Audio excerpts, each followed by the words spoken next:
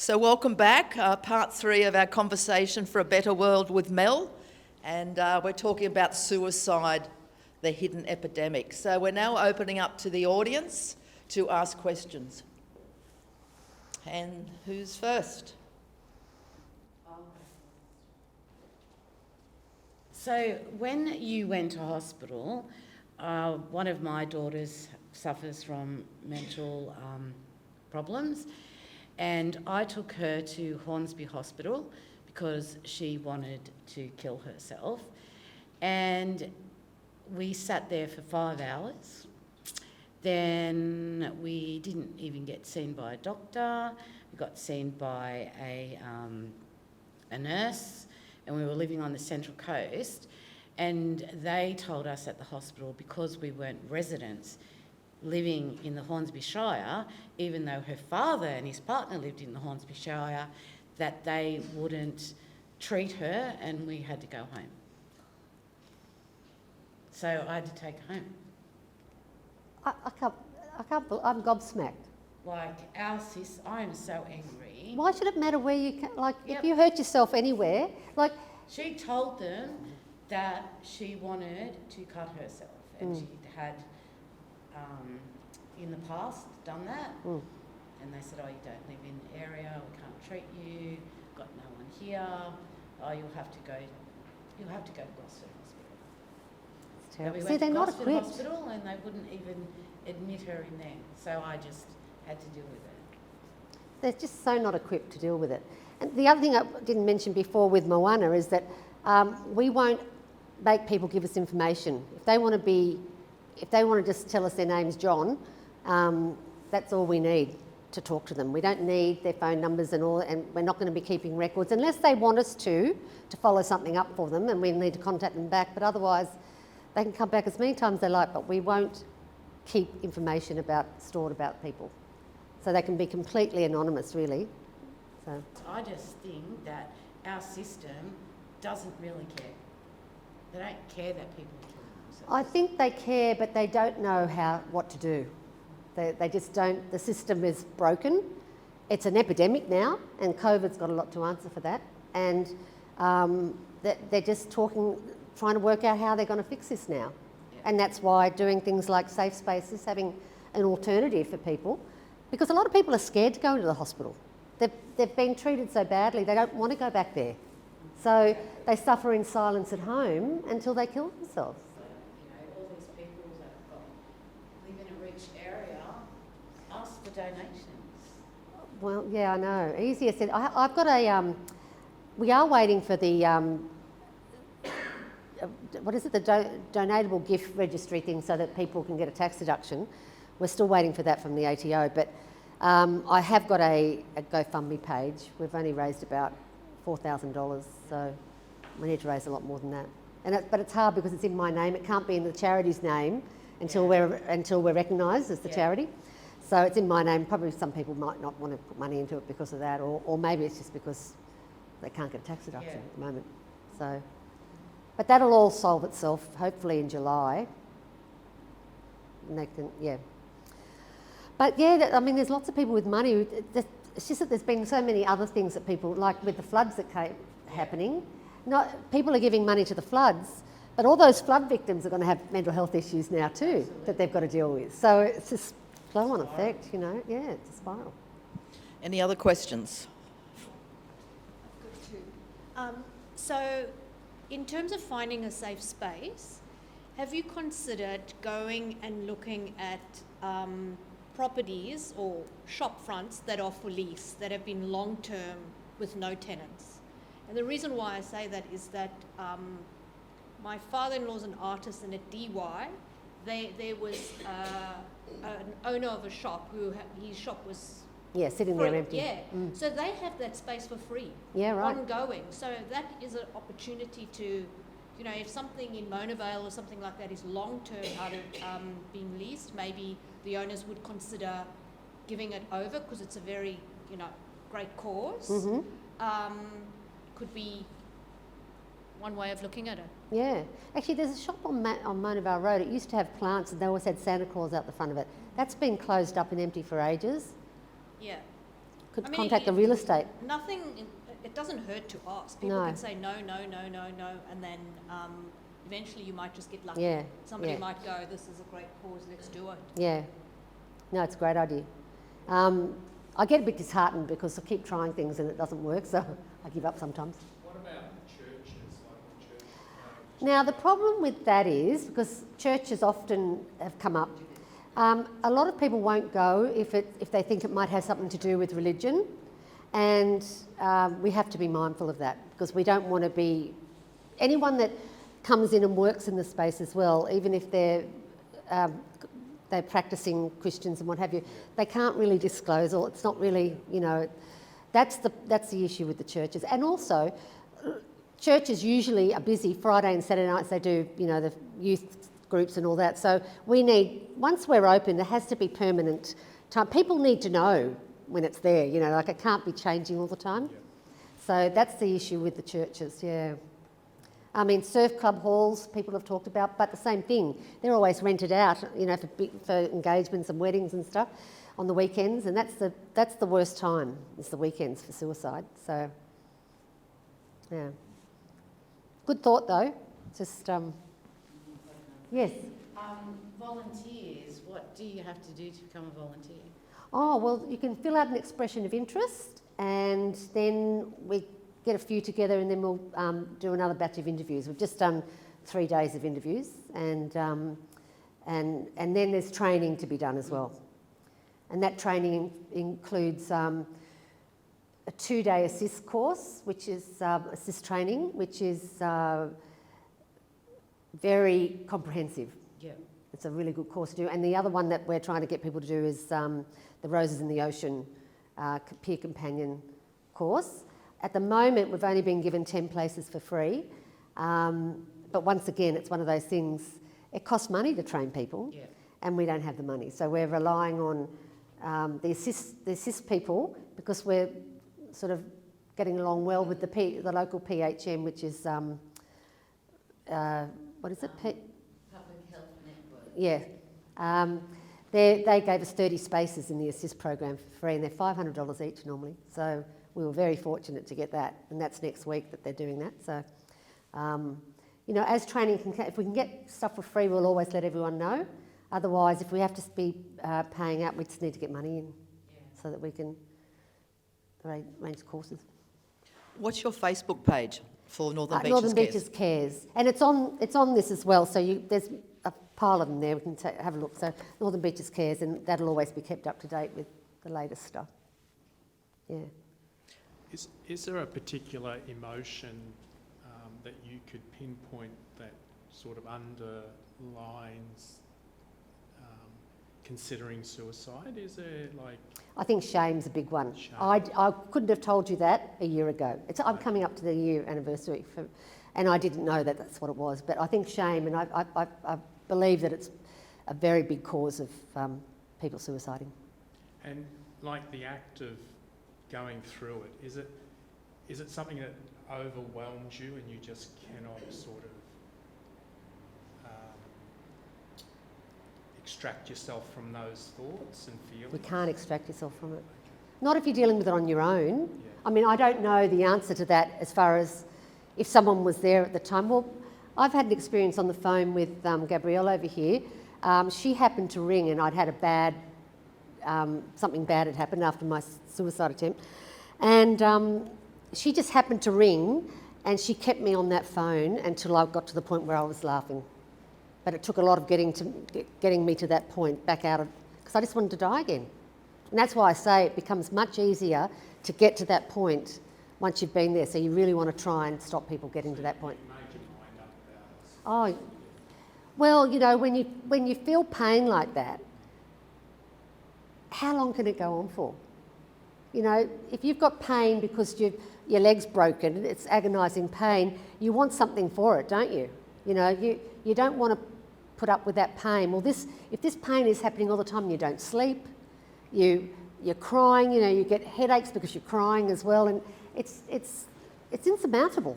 It's insurmountable, I would say. Yeah. Can I just come over here to what you were saying before? So you had actually rung, No, she rang me, just happened to ring me. and when was this?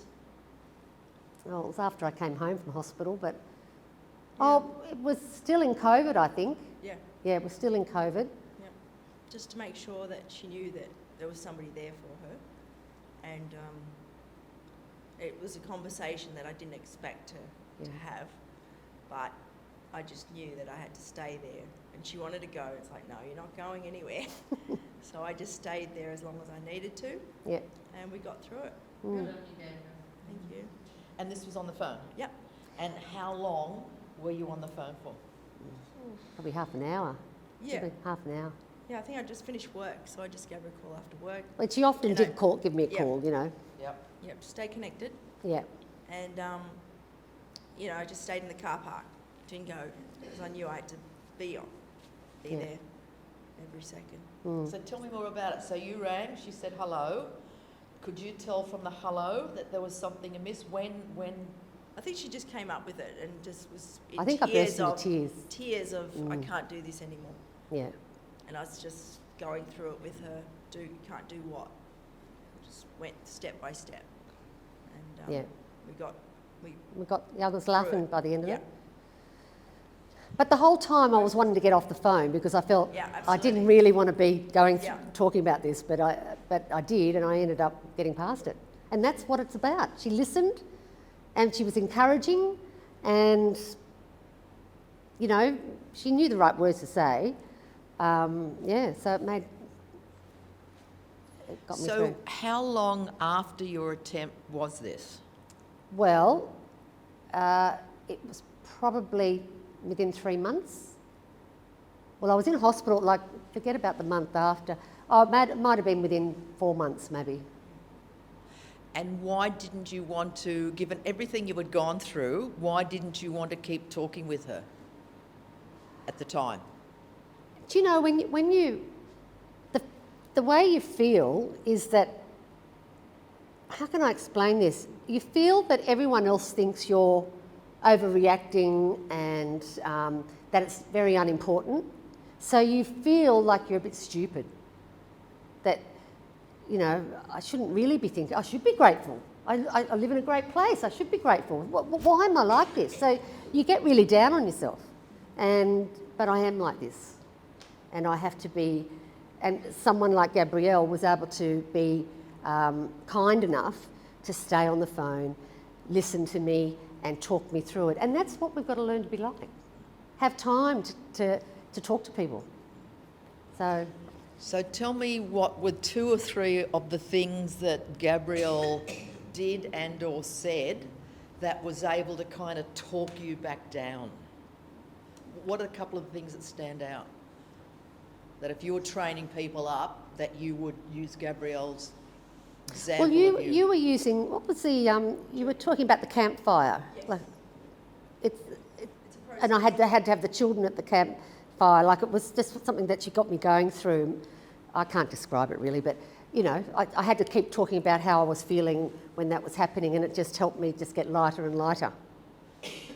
So, Can you tell us that? It's Campfire? It's a process. It's basically bringing up the emotions and getting to a point where those emotions are attached to another time in your life. And then you bring those people in your life to a campfire, which is Campfire of Unconditional Love. And that's where it's safe for you to communicate everything you need to communicate to those people in a safe environment. It's all safe. Nobody's going to abuse you or anything. And it just makes so much sense. And whatever comes up is meant to come up, and you just process it, and you keep processing it. And then there's a moment of forgiveness that's in there as well, which is really important. To forgive yourself, to forgive the others. yeah. Yeah. Because they're all doing the best that they can at the time with the tools that they have. Everybody's doing the best with the tools that they have at the time. Yeah. And to acknowledge that, to acknowledge every step of everyone's life, where they're at. And once we do that, then they can heal and they can get step by step. Because it keeps coming back, if we knew better, we would do better. Yeah. Every human no, being you're on right. this planet. I have a question for you, Robert. With that salt brochure, Yep. So I was 27 when I lost my older brother to suicide, and the police psychologist, because we went like we didn't see it, and they said to my mum and my dad and I that when someone decides that they really want to check out, that they actually go into a euphoria because they have made a decision. Made the decision. Yes. And that's why people don't pick up on that. Is that something that they talked about that when you were in like hospital? No, but I've learnt about all of that since through all the training I've been doing, that people will start to give away possessions, and they do go into euphoria. Not everyone does the same thing, but they might go into euphoria because they've finally made a decision about what they're doing with their life. They're feeling a bit lighter. And that's sort of what happened with my so brother it's Bob. yeah. And we had no idea.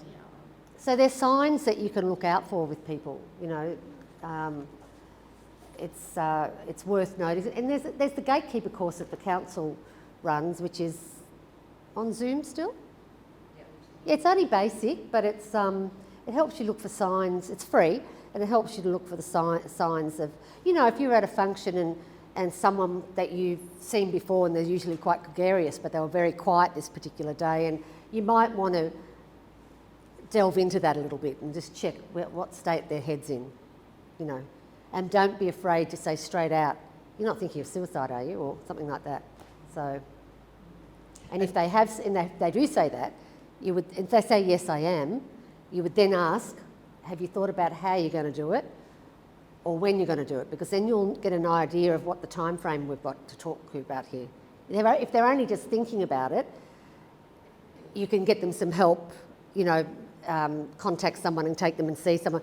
But if they've actually decided and made this plan, you need to get them to hospital. At the moment, that's the only thing you can do. So. Is the safe space, what is the time, what is the opening and closing time? Is it Well, 24 it depends hours?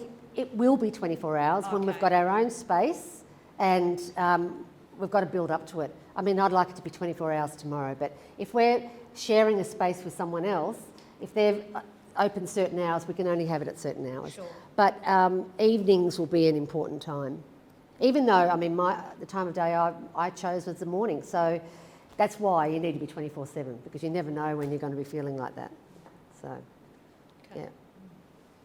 And just back on that previous question, yes, part of the 3-hour presentation was absolutely talking about making sure that if someone does seem like, wow, they've actually come really good, isn't that great? And then all of a sudden people stop worrying about them, stop checking on them, and it's because they've made that decision. They put everything in place, and it's like they can check out knowing that they've dotted the T's and, crossed the T's and dotted the I's. And of course then some people say, well, how can they be so rational? But it's allowed them to... Well, they've made a decision, so they can start putting things into place. Yes. Yeah. Yes. Yeah. Yes. So they've become more rational because of that. Yeah. Yeah. And I think, sorry.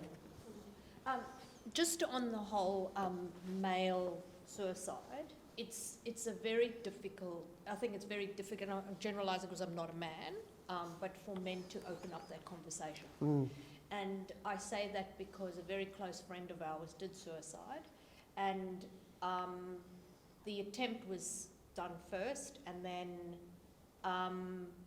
probably about 6 months later, you know, I kept insisting my husband make contact with him. Yep. And he didn't want to see my husband. No.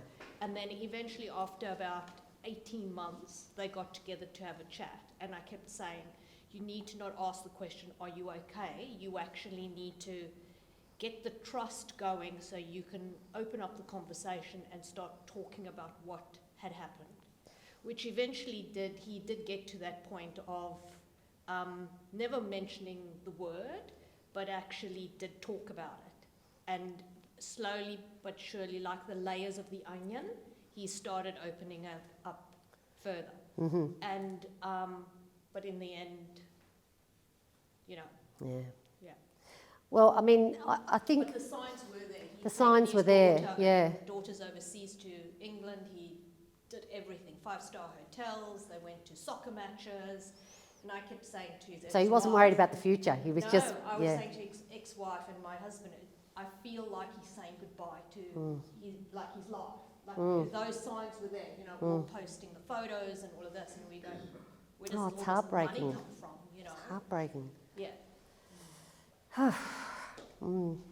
Yeah. Scary. Any more questions? What do you do, Mel, on a day-to-day or weekly basis to keep yourself well, to keep yourself safe? Play tennis, walk with my dogs, play loud music.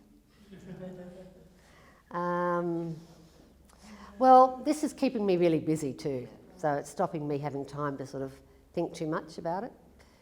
So it's all... Yeah. Take care of yourself. Yeah, yeah. And people like you help me to do that. Thank you. Okay, please thank Mel. Thank you.